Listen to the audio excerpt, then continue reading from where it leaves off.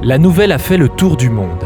Dans l'épisode 4 de la dernière saison de Game of Thrones, un gobelet Starbucks est apparu sur la table de Daenerys. C'est ce qu'on appelle une erreur de raccord, et tous les films en ont, certains plus grossiers que d'autres. C'est pour les éviter que les équipes de tournage font appel à des scripts, comme ici, sur les plateaux du film Chroma. Salut, je m'appelle Sonia Petit, je suis script, et une de mes tâches consiste à éviter les faux raccords. Avec son aide, nous allons explorer des faux raccords dans des scènes mythiques du cinéma.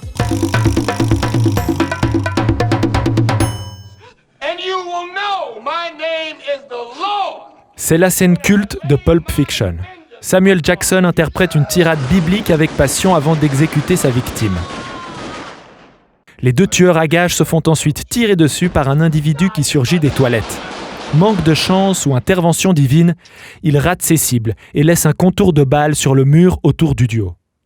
Vous avez remarqué l'erreur ? Revenons en arrière. Les traces de balles étaient là avant que les coups de feu aient eu lieu.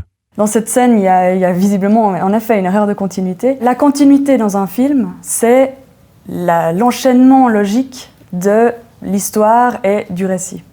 En tournage, on tourne toutes les scènes complètement dans le désordre et on doit s'assurer que lorsqu'ils seront remis dans le bon ordre au montage, ça a non seulement du sens, mais aussi une logique. Cet héliporteur géant est en chute libre.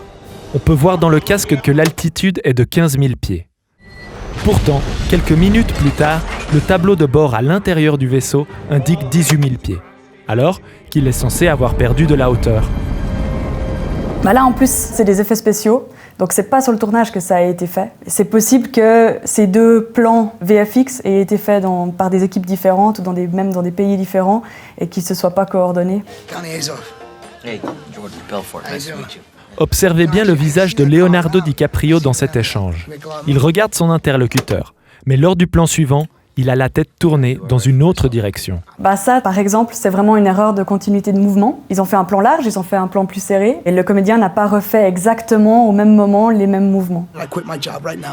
C'est pas très grave, normalement l'attention, elle est quand même portée par l'intention de jeu, et ce genre de petites erreurs passent souvent inaperçues. Les erreurs de raccord peuvent aussi survenir dans des dessins animés. Prenons l'exemple de Blanche-Neige et les 7 nains.